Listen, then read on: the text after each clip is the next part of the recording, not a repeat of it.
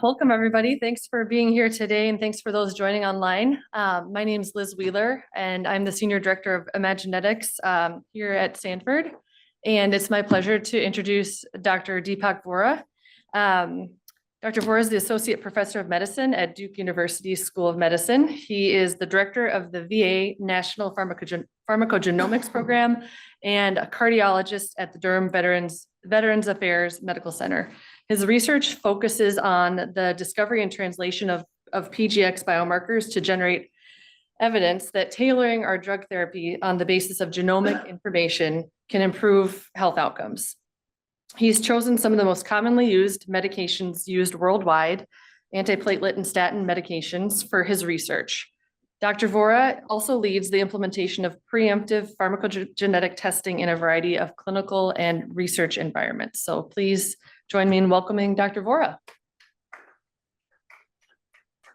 Thanks, Liz, for that introduction, and to Eric and Russ for the invitation to join you all today. So we're going to spend the next 40 or 45 minutes talking about an area that's near and dear to my heart, which is statin pharmacogenomics, and was one of the earliest areas of my research career in pharmacogenomics. And what I hope to be able to tell you the story over the next 40 minutes or so is how we've taken a research finding and translated it forward into the clinic over at the VA, as you all are also doing at Stanford. And hopefully we can exchange some lessons learned on best practices and generate some time for conversation and discussion at the end of the talk. So we're going to talk briefly about statins and statin-associated musculoskeletal symptoms as an adverse drug reaction. We'll go through some of the evidence, the clinical validity and utility studies that I've contributed to, as well as that of others. And then we'll talk about what we're doing at the VA to implement testing for statins. So here are some of my disclosures. And so let's get into it. So, I'm a cardiologist, so I think statins should be in the water, and they are commonly prescribed. They're some of the most commonly prescribed medicines in the world, and they're incredibly safe medicines, right? Over 95% of patients who take these medicines do well and get the benefits that we expect them to receive in terms of cholesterol lowering or preventing cardiovascular disease. But there is a subgroup, a small subgroup, that experiences some form of musculoskeletal side effects. The number, can range depending on kind of what type of patient population you hear, but it's probably in the single digits, maybe as high as 10% of patients will have some sort of symptoms. And there's controversy, with statin side effects, because often they are not observed in placebo-controlled trials, and the incidence that is observed in clinical practice is much higher than what we see in clinical trials. And there is this kind of entity of what's called a nocebo when it comes to statins, and that patients often are misattributing common symptoms to their statin medicine, and all of that is true, but there is still some subset of patients in whom the statin is either causing or exacerbating musculoskeletal symptoms. And severe symptoms like rhabdomyolysis, where there's muscle necrosis and elevation in CK, is thankfully really rare. I mean, that's in the 1 to 10,000 range. What we are typically experiencing clinically is the myopathy and the myalgia, so the pain or the weakness in the muscles that patients often report. And it can be described as minor, but it is often can be limiting for patients. It's the most frequent cause of statin discontinuation when we survey patients who've stopped their statins. almost 2/3 of them will cite side effects as a reason for stopping the drug. And clinically, we know that the right thing to do is to re-challenge the patient with either the same statin or a different one. But despite all of our best efforts, 1 out of 3 patients who stop their statin because of myopathy will never get restarted on a statin in the next year. So as a consequence, statin myopathy is associated with basically untreated cardiovascular risk, so higher cholesterol values and higher cardiovascular morbidity. And so from a public health perspective, if we could do better at addressing statin myopathy, we will do better at managing at a population level cardiovascular risk for a patient population. So this is kind of one of the earliest genome-wide association studies for statins. This is an old trial now, close to 15 years old, as you can see. And at the time was probably one of the, and it may still be one of the smallest genome-wide association studies that was ever published in the New England Journal. So 96 cases you can see here. But the reason they were able to do this is because these 96 patients were selected out of a cohort of 12,000 patients that were given high-dose simvastatin, 80 milligrams of simvastatin. And they were identified because they had high elevations in their CK levels. And so a really severe, kind of rare phenotype, not the typical myopathy that we see in clinical practice. But there was a single variant that emerged. So for those of you that aren't familiar with these plots, this is called a Manhattan plot, where all of the genetic variants that are being screened for in this genome-wide association study has a dot. And on the y-axis, you're looking at the strength of the association. Higher numbers mean stronger association. And the x-axis here is the variants clustered by what chromosome they're on. And they have, each chromosome has a different color. And so it's meant to look like the skyline of Manhattan with different skyscrapers and different heights. And so there's one variant that passes this solid line, which was considered kind of the genome-wide significance threshold. And so that's the variant that we're going to be talking about for the rest of the talk today. So this variant, let me just go back. Because I don't have the gene name on here, but this variant is in a gene called SLC01B1, which is a hepatic transporter for statins and brings the statins into the liver and out of the portal vein circulation. And this variant tags is correlated with a loss of function in that transporter. So patients who carry this variant and are exposed to statins will have higher systemic concentrations of the drug in the circulation. And that's what we think is the mechanism by which the toxicity occurs, is those higher drug concentrations reaching the muscles. So we got into this space later, a few years later, and asked kind of a different question. And this was, what about the milder myalgia type symptoms that patients more frequently report, not this severe toxicity that's associated, excuse me, with CK elevations. And so we had access to a clinical trial that had been performed by a pharmaceutical company that was taking patients with hyperlipidemia and treating them with a variety of different statins and systematically surveying those patients for the development of myalgia symptoms. And so we went back to that trial and were able to access genetic data for this one variant that had emerged out of the genome-wide association study, and asked, what's the frequency of myalgia in this patient population as a function of the number of alleles that a patient may carry. And we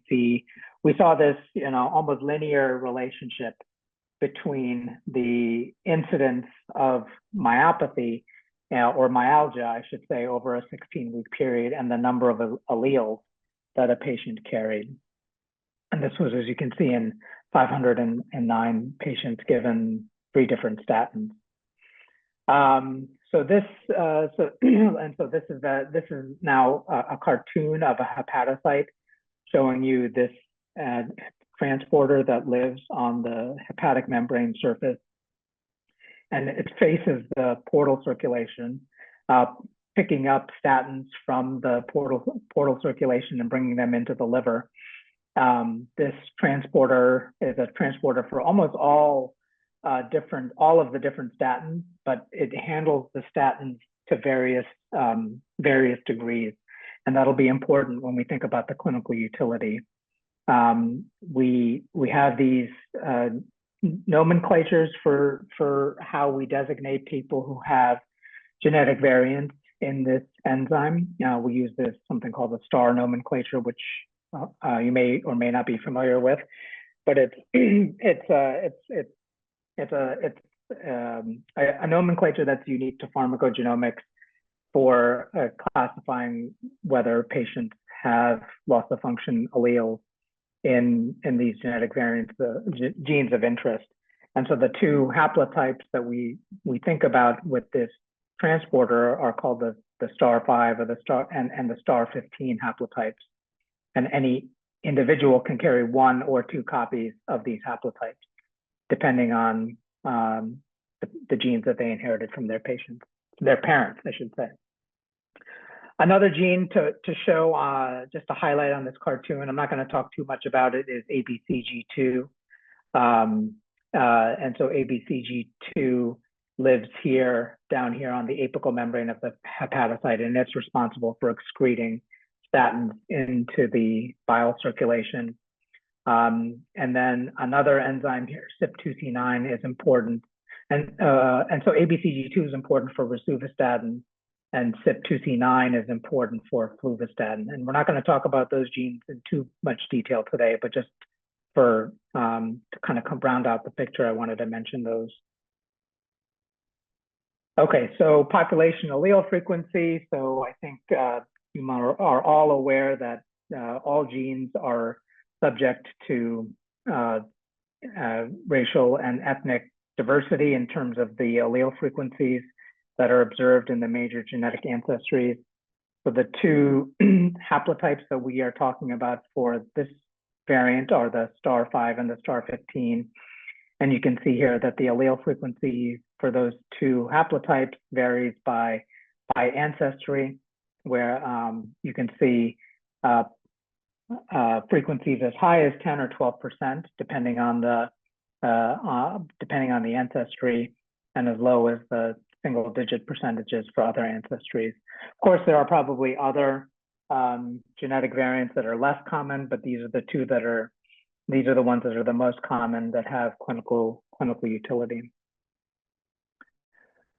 So I mentioned earlier that the mechanism by which this variant leads to statin toxicity is related to the failure to transport statins into the liver and the accumulation of statins in the systemic circulation. And so this graph on the right shows that for simvastatin, compared to someone who has a normal transporter, a patient who has 2 loss of function copies of this star 5 haplotype, we'll see about a doubling of the concentration of simvastatin in the blood. So instead of giving a 40 milligram dose, thinking about an 80 milligram dose, because they're not able to bring that statin into the liver. But there are statin-specific effects. I think that's the other key finding here, that depending on the statin that the patient is on, the effects that the transporter has on raising blood cell levels is variable.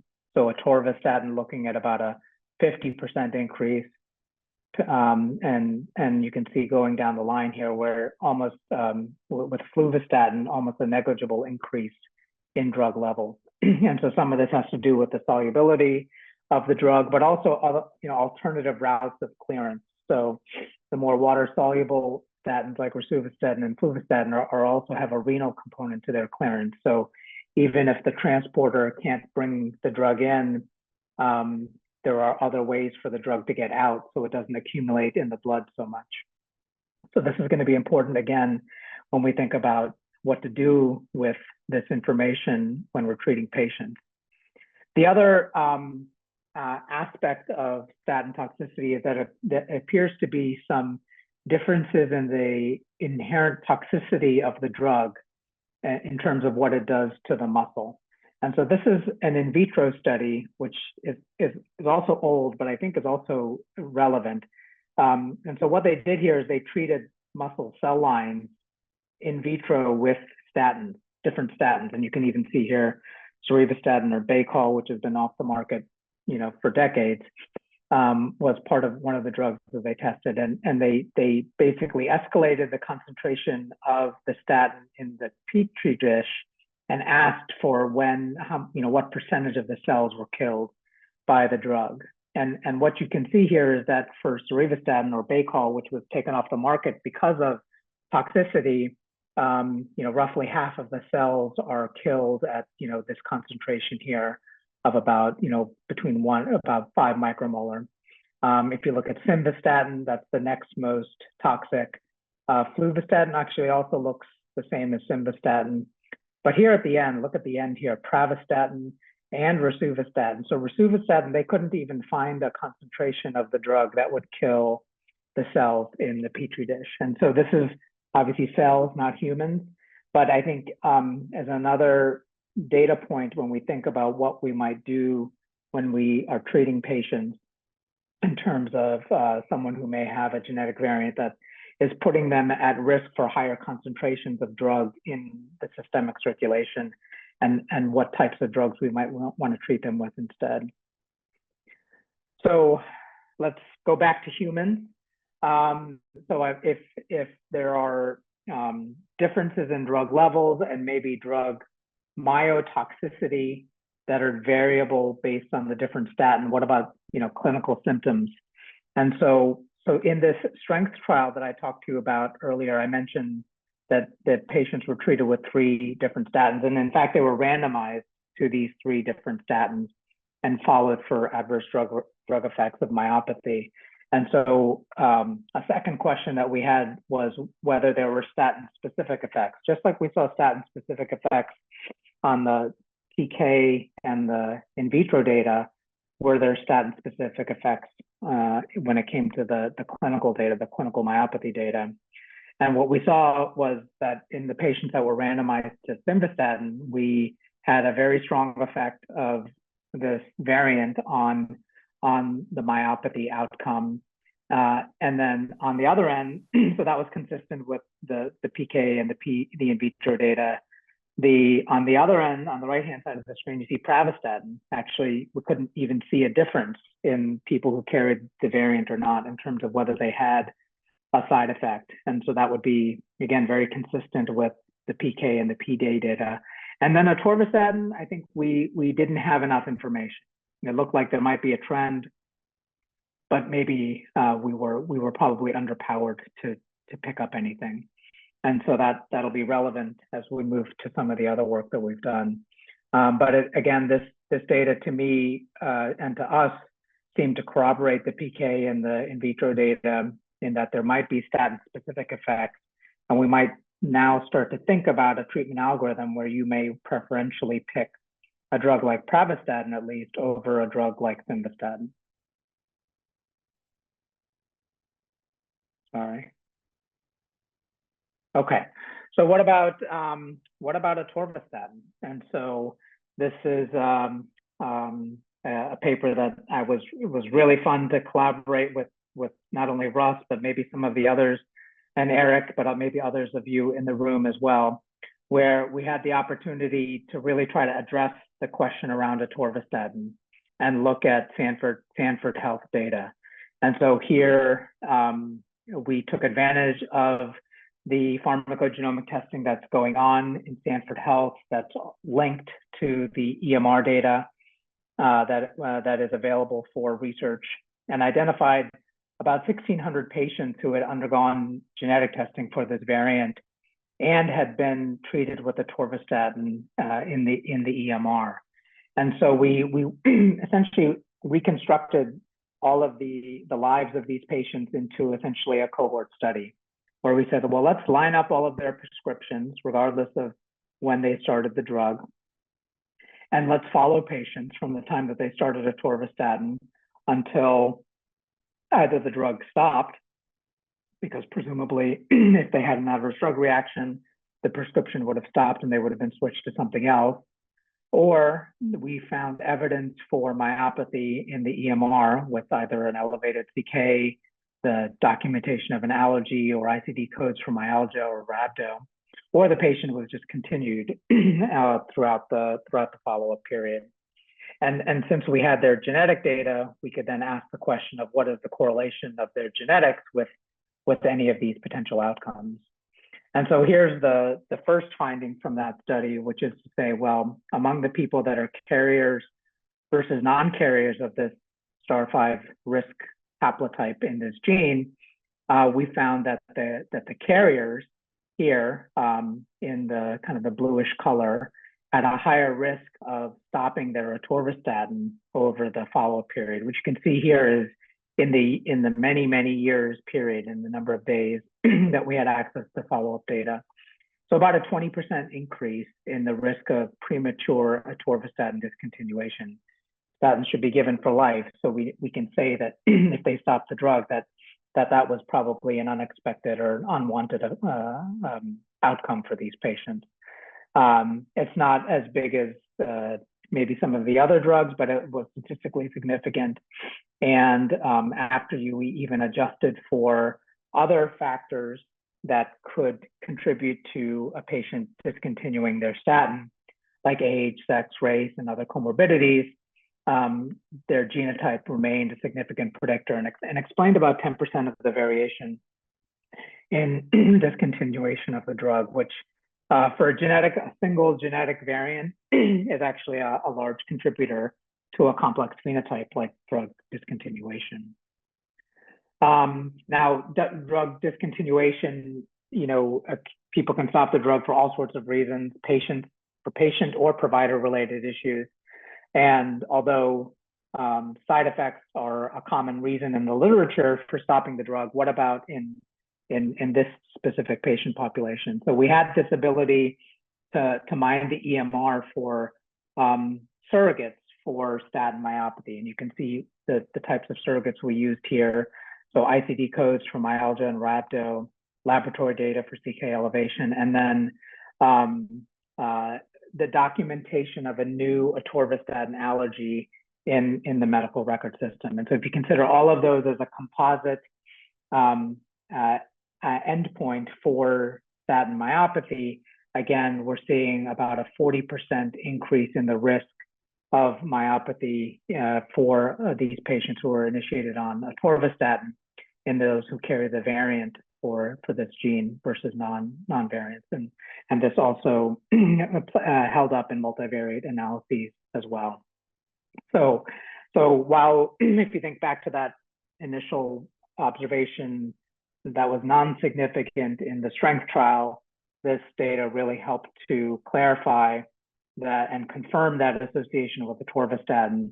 And so now, like with simvastatin, we can implicate both of these statins as being impacted not only at the pharmacokinetic and in vitro level, but now in the clinical data as well.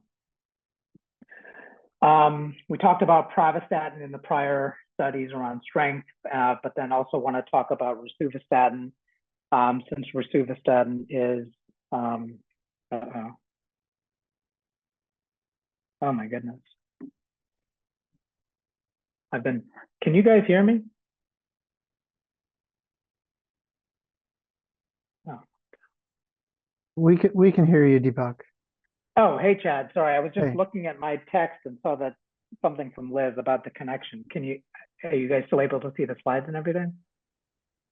I Or is it just the people in the room that we lost?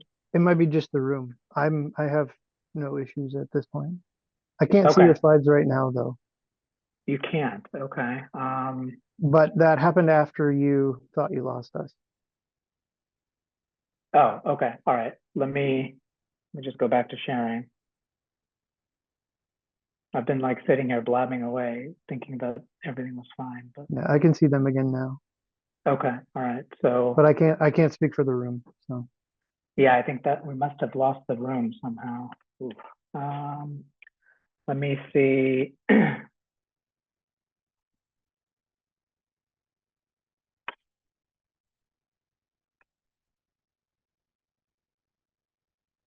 Let me just text Liz here.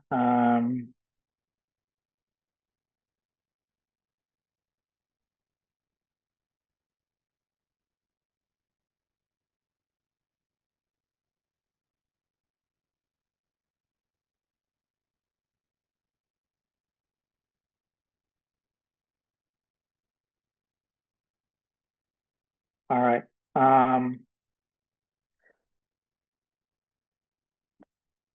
Let's see what she says, if there's something else she wants me to do.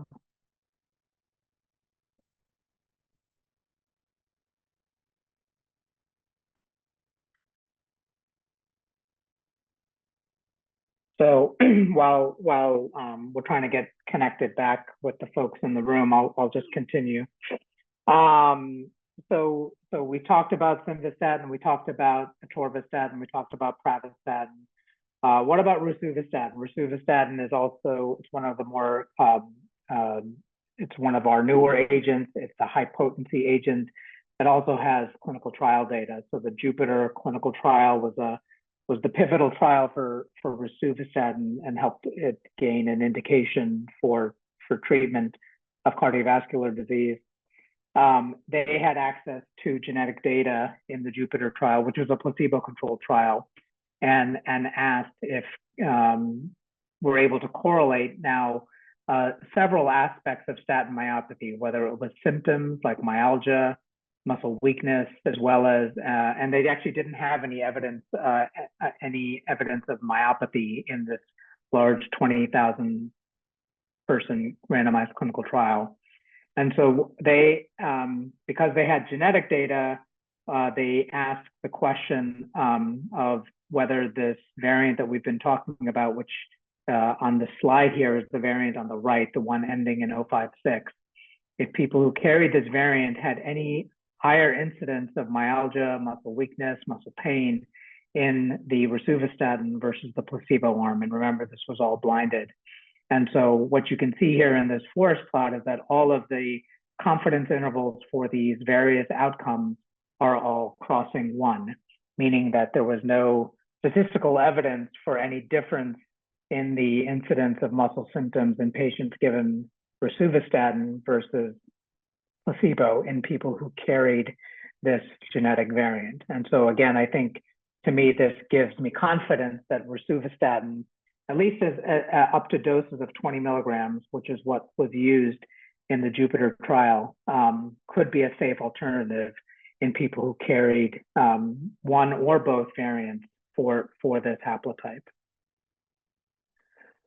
So going a little bit further now, so that we've kind of gone through a series of retrospective clinical trials, retrospective analyses of clinical cohorts or clinical data. What about prospective data? And so so we came at this with the question of, how could we use genotype informed prescribing of statins to help improve health outcomes? And so our first stab at this was through this pilot study that we did with funding from the DoD, actually. And so the study we did at Duke and at Travis Air Force Base. And this was a randomized trial of patients who had a history of statin myopathy, and primary care providers were asked to try to get their patients back on statins. And so we randomized patients to getting genotype guided testing for SLC01 versus not. Our primary outcome was adherence based on a patient-reported survey, and then you can see we had a series of secondary outcomes. This was kind of early days for returning results when it came to clinical decision support. We were basically using PDF reports that were sent back to patients and providers through Epic. And we were basically telling providers that if you have one or more of these variants, to be trying pravastatin or rosuvastatin. But if you had any of the other variants, then you can get any statin that was made sense for you. We didn't see any changes in adherence over the course of the trial based on this survey that we used, but there were a number of kind of interesting secondary outcomes that we analyzed in an exploratory analysis. So the first was the patient's perceptions of the drug, and so we saw that there was a trend towards improved perceptions of statin therapy from the patient perspective in the group that got genetic testing.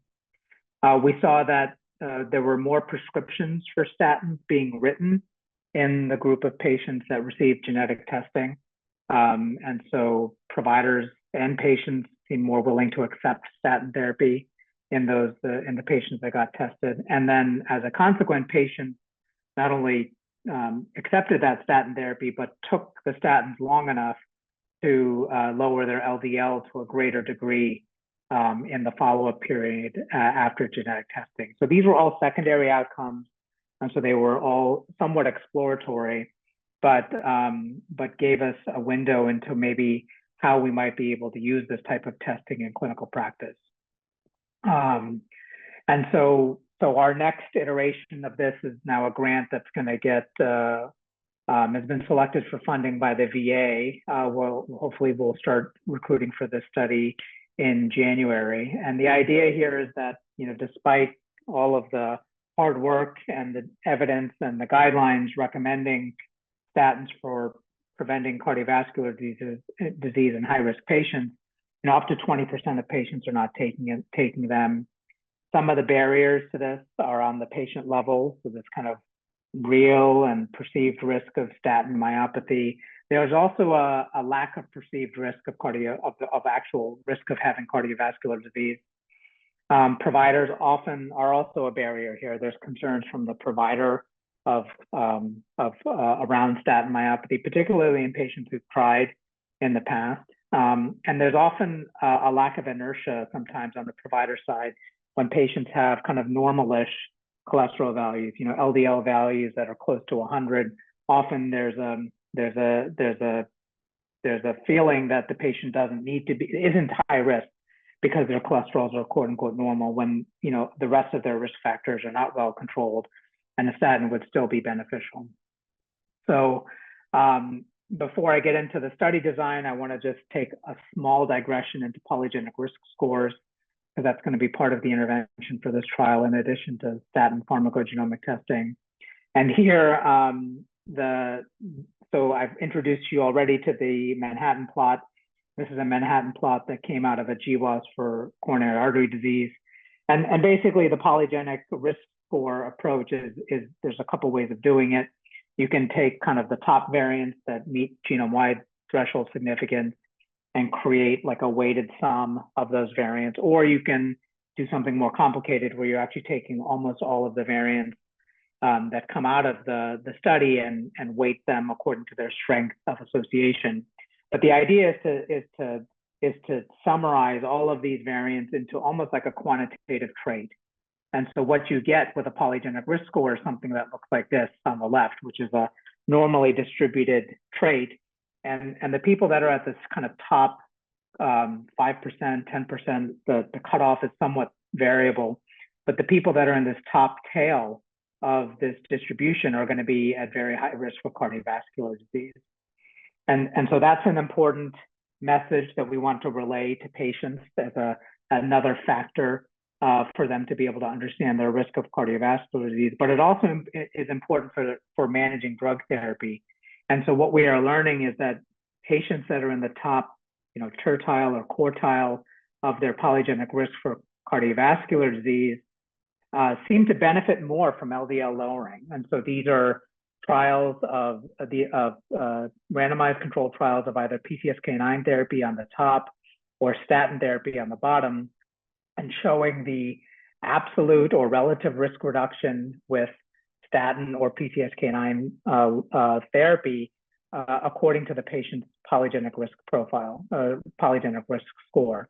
And so on the top here, you can see that if you're in a high polygenic risk score category, you have a much higher relative and absolute risk reduction with PCSK9 inhibition. And then similarly on the bottom, for the statin clinical trials, those that have high genetic risk have the highest absolute risk reduction compared to those with moderate or low genetic risk. So we think this is an important piece of information that we can translate into to patients and providers to help them do better with statin prescribing in this trial. And so what we'll be doing is that we'll be targeting patients who are coming into primary care practices who either have established cardiovascular disease or diabetes, but are not prescribed a statin. They'll be enrolled for genetic testing or not based on their randomization. And then we'll return those results back to patients and their providers prior to that upcoming appointment. And we'll be testing them for both the SLC01 gene that we've been talking about since the beginning, as well as their polygenic risk score for cardiovascular disease.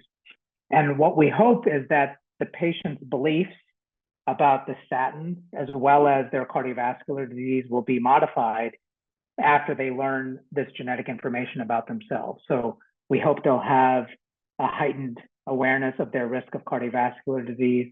We hope they'll have a higher perception of the benefits of statin. And we think that we can lower the perceived risks of statin therapy.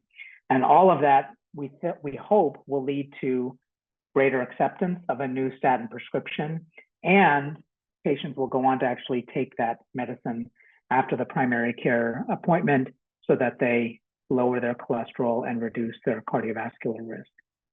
So this is a trial, like I said, we're starting in January, and we'll be enrolling about 400 patients over the next few years.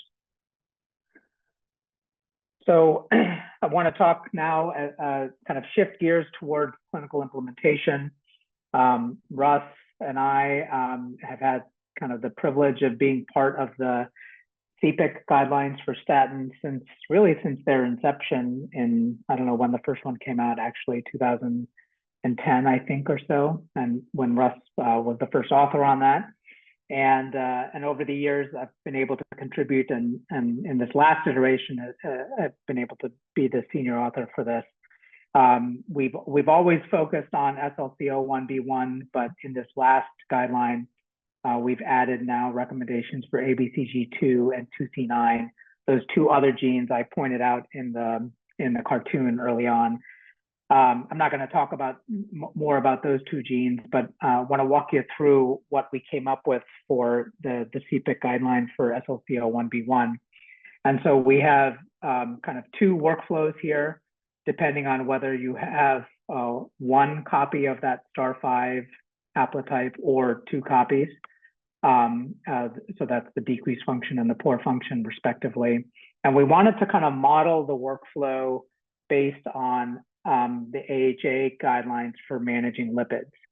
And so, so the first step here is first to figure out what kind of risk category your patient is in terms of cardiovascular risk, and then picking the intensity of statin lowering that you want, low, moderate, or high. And that comes straight from the lipid management guidelines. That's really kind of the first step that you need to do. Then we can then layer the genetics on top of that. And so for each of these categories, high, moderate, and low intensity statin, we now provide 3 categories of statin myopathy risk based on the patient's genetics and the statin type and the dose. So the goal here is to keep people in this lowest risk category based on either by tailoring the type of statin or the dose of the statin. And so for the high intensity group, you can see that we really only have atorvastatin and rosuvastatin in the low, and if you're a poor function, you're just talking about rosuvastatin as the option. If you are going for lower LDL reductions, like in the moderate or low intensity, you have more options in terms of what type of statin and what doses to pick with. But across the board, we thought there's at least one option, if not more options, depending on the patient's genetics, to lower that risk of statin myopathy. So I'm going to pause here just to, to summarize that, this variant, I've just shown you obviously a biased sample of data that's really more related to my contributions to this work, but there are many others, and I think I'm confident in saying that this variant is one of the most validated genetic markers for statin myopathy. We now, through some of the collaborations with Stanford, we've now been able to provide evidence for not only simvastatin but also atorvastatin. We have, acceptable alternatives that have the same indications and for both moderate and high intensity. We think that statin genetic testing can address some of the nocebo effects of statins by altering some of the beliefs about patients' perceptions about the drug. And then in this new clinical trial, that maybe polygenic risk score testing with pharmacogenomic testing together might be helpful in improving adherence to guideline concordant statin therapy. So in the next few minutes, I want to tell you a little bit about what we're doing at the VA. I think, in terms of why we're doing pharmacogenomics, as you know, the medicines that are impacted by pharmacogenomics are incredibly commonly prescribed. In our own data, 1 out of 2 veterans is prescribed a medicine over a 4-year period. And then even among those that get a prescription, a high proportion of them will also have a genetic variant that impacts that prescription. So, and if we extrapolate these numbers over the entire VA, roughly 500,000 veterans could easily benefit from undergoing pharmacogenomic testing for an entire panel of medicines. And we now have, I haven't gone into this trial here, but this is the PREPARE trial, which was published in The Lancet early this year, which really took this very bold approach of panel-based pharmacogenomic testing for 40 different medicines. Over 1,000 of the patients that were recruited were had statins as their index medication. And in this 7,000 person trial that was very complicated and conducted over many countries in the European Union, they showed a 30% reduction in adverse drug reactions across all of the drugs. And so I think it's data like this that behooves us to now implement this in clinical practice. And I think this is where, we've really tried to step in, because the playbook for how to translate research findings like the ones we've talked about today into clinical practice hasn't really been well written. There's lots of unknowns in terms of how best to get this type of innovation into the hands of frontline prescribers, right? We don't want, as a clinician, I don't want to see genomics be kind of a niche care thing where only certain genetic professionals know how to do it.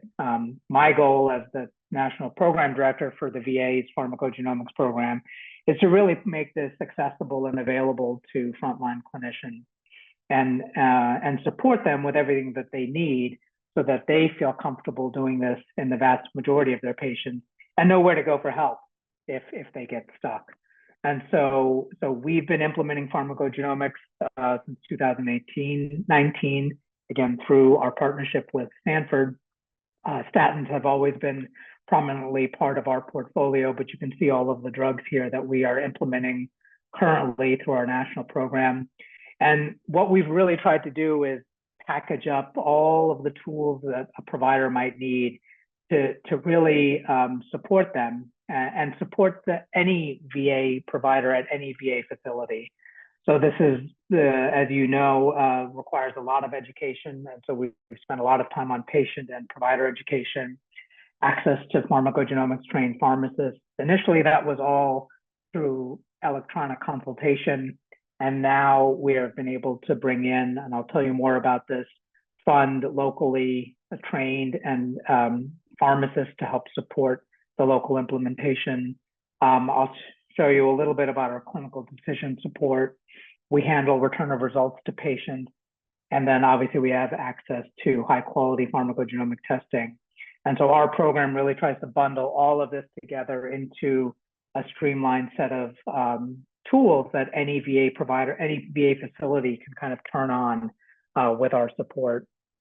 And so this is our current map. I think it's actually already out of date. I pulled this down last night, and Liz knows how quickly we're bringing on new sites, but I think a new site just came on this morning that I missed. But we're live at 93 VA healthcare systems across the country, and we're on track to bring pharmacogenomic testing to nearly all 150 sites of care at the VA by the end of next year. And this includes sites as far as Alaska, Hawaii, and Puerto Rico that you can see on the map.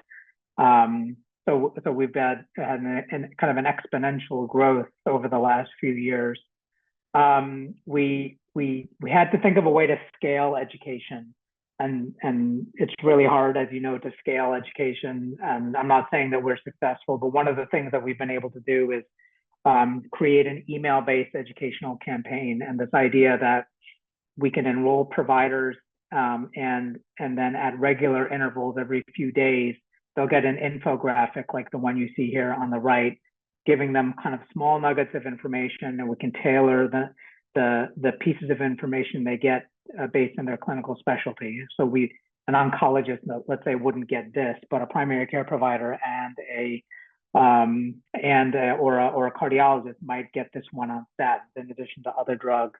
So we've enrolled over 14,000 providers into this email campaign, and we're still haven't fully yet measured the effectiveness of this campaign. But if you can see here, only 63 providers have opted out of getting enrolled in this campaign. So we think that maybe there's some value to this in terms of providers getting just some of that basic foundational knowledge about what pharmacogenomics is, what drugs, why is it important to my patients, and how to order the test. And that's kind of the sequence of messages that they get through this type of campaign.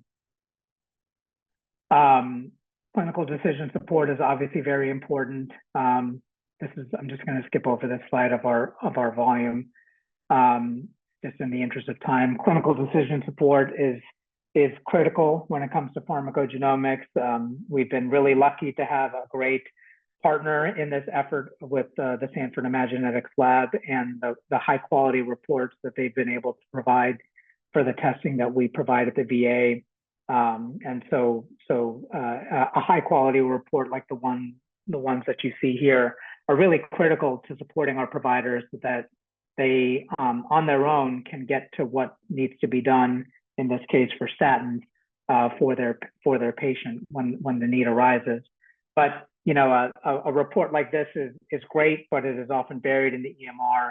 Not all providers know about it, right? If a mental health provider is ordering the panel for psychiatry indications, when they come to see me as a cardiologist, I may not know that this patient has been tested or where to find the result. And that's where the interruptive clinical decision support comes in. So the pop-up, the alerts. And so, you know, VA has it's a homegrown EMR. And within that EMR, we've been able to build interruptive clinical decision support. They're not as visually appealing as maybe what you would get in Epic or Cerner, but they are functional. So this is our screenshot of the alert for statins that's live in production in our EMR. The provider doesn't have a lot of options. They can either cancel their order and do something else, or they can override the order and override the alert and accept the order. But what we have been able to do is track every time that these alerts go off. And that's what the data here on the right are. So the statin alert has gone off over 3,000 times for 1,500 patients. That's been about 5% of our patient populations. About 1 in 2 of our patients are getting an alert, and over 1,000 of providers have seen this alert. And in terms of what they're doing with it, if they hit this cancel button on the alert, that we see that happening roughly about 40% of the time. So, and then if they hit the accept order, because we can't do a dose check, sometimes they may have picked the right statin and the right dose. We just don't know because we can't do the dose check. So if they hit the accept order, we can look to see what was prescribed. And again, about 35% of the time, they've actually picked the right dose of the drug. And so it was appropriate for them to override the order.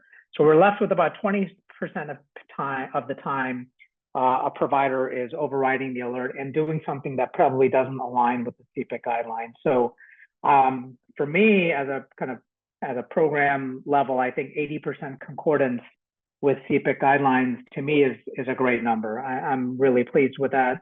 It's never going to be 100%, but I think we can still do better. And so that's kind of where our next initiative is, which is the ability to fund and train local pharmacists. And so the pharmacists are going to wear many different hats. They'll be implementing, they'll be educating, but they'll also be providing clinical care in terms of not only consultative clinical care, but also population health management. And so what the pharmacist will be able to do is to pull up, a dashboard of patients who are on statins at doses that conflict with their genetic profile. So this is the data that I pulled up for 6 VA hospitals in our region, and the patients that were on prescriptions, newly prescribed statins that conflicted with the CPIC guidelines. So you can see here like a rosuvastatin 40 in someone who carries a heterozygous for this variant. So now the pharmacists that are in the field can pull up these patients. I blocked out who their providers are, but they could maybe target these providers for education. They could, with the consultation of the provider, talk to the patient about switching these medicines, or they may review the chart and say this was completely appropriate, and I'm gonna basically dismiss this patient so they don't show up on these dashboards over and over again. And so we think this is going to be kind of the next layer for really aligning prescriptions with the patient's genetic profile beyond clinical decision support.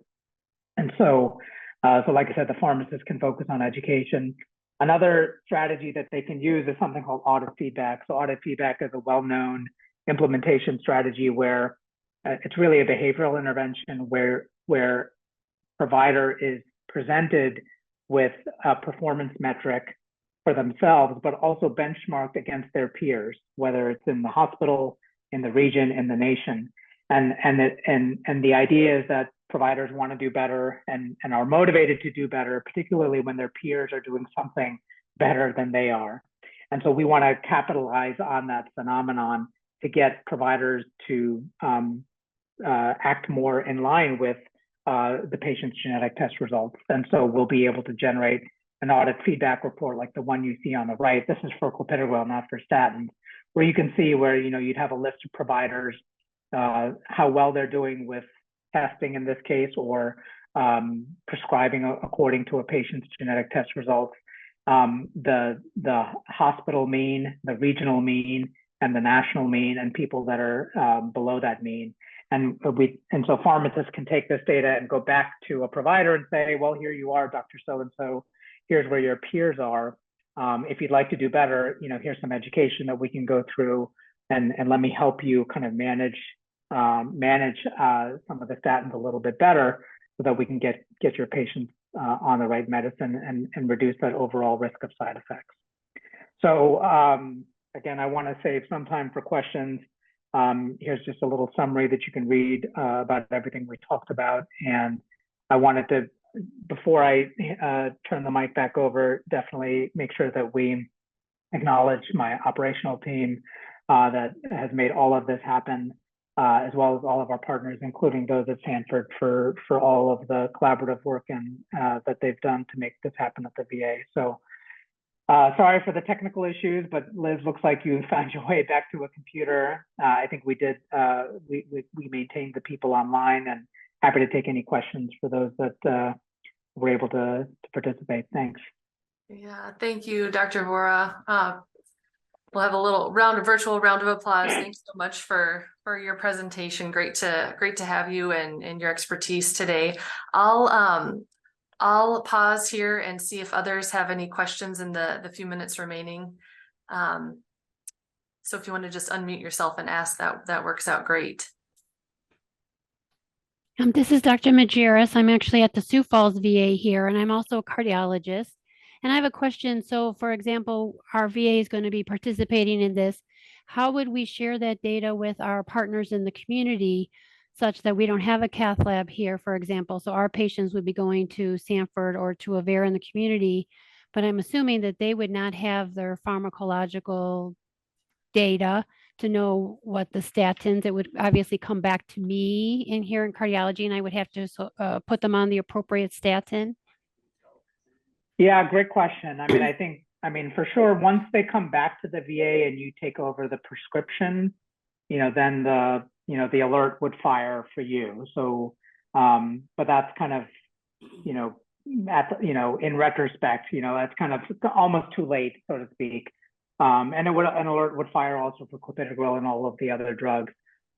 We don't have a great way of sharing in the community, and my understanding, I don't think there is. I don't know what the best practice is. I think VA though does participate in like Care Everywhere. Like, so if you're on Epic, you should be able to find the patient's genetic test results when they are, if you're in an Epic system. I also know that, Sanford participates in the Health Information Exchange. And so the genetic data is put in the Health Information Exchange. I don't know exactly how you would get at that data from outside, but I would think that maybe Care Everywhere would also tap into the Health Information Exchange, and you could pull that data that way. So it's not something I mean, as being from inside the VA, I don't know the specific answer, but I think those would be the places to look for the patient's genetic data that were done in the VA. I mean, Russ, I don't know, or Liz, do you have any insights on that? Yeah, Deepak, Dr. Boyer, again, of course, first, thanks. You're such a great teacher, always clear and authoritative. We learn a lot. I think your implication that if once you genotype a veteran and give them advice, their resultant interpretation, if they're proactive and bring it to Sanford or Avera, I think the pharmacy team might be able to, accept that and integrate it into the EMR. I don't know, April, Joel, Amanda, perhaps Liz. If a veteran who was getting care exclusively at the VA, not in the Sanford system, but then entered the Sanford system and they brought that information with them, saying, I veteran XYZ, am going to the cath lab. I have this genotype for this drug. How would that information be handled? I guess this is Joel. Can you folks hear me? Yeah. Yes, we can hear you, Joel. I can only speak for Sanford. Where we're at is, since the phaser program goes through the Sanford Medical Genetics Lab, we actually will create a chart for them when they have testing completed. So their genetic data will live in the Sanford EMR chart as well. Well, yeah, that's right. I forgot about that. So yeah, so that covers Sanford. And then for the non-Sanford players, yes, the patient, we always give the patients a copy of their results, and that is another conduit for them. And then for the non-Sanford folks, if they're on Epic, I still think there might be a way to get at it. I just don't know. I'm not an Epic user, so I'm not sure. Thank you for that.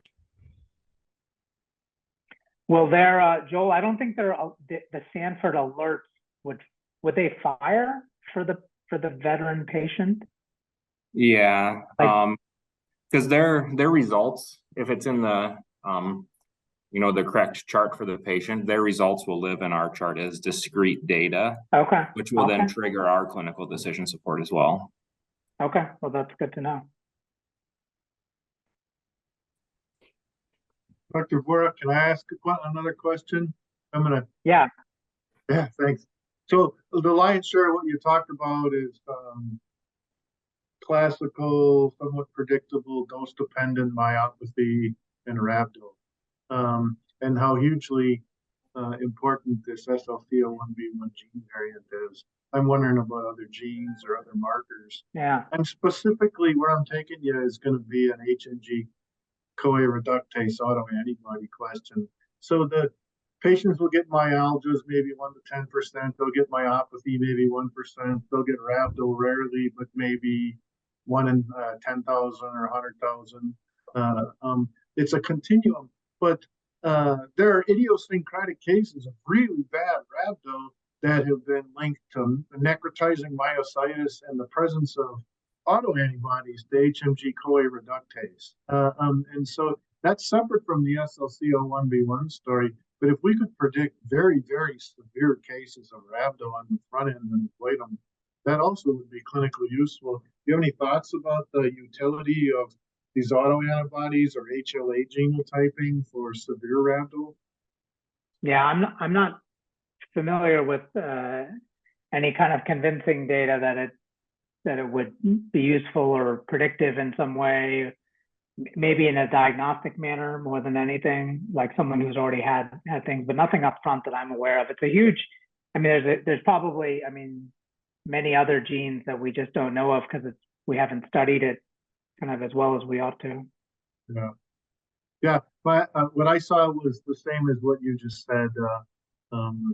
There are a few papers out there about those HMGCR antibodies and a few papers about HLA genotype. I don't think the evidence is compelling. I just checking to make sure that you weren't aware of something that I'm not missing that's on the horizon. Thanks. Not that I've seen, no. All right, well, looks like we are a couple minutes over, but wanted to thank you, Dr. Vora, again for presenting today, and thanks to everybody for joining. We'll sign off for now. Have a great day. Thanks, everyone. Have a great day. Thank you. Bye.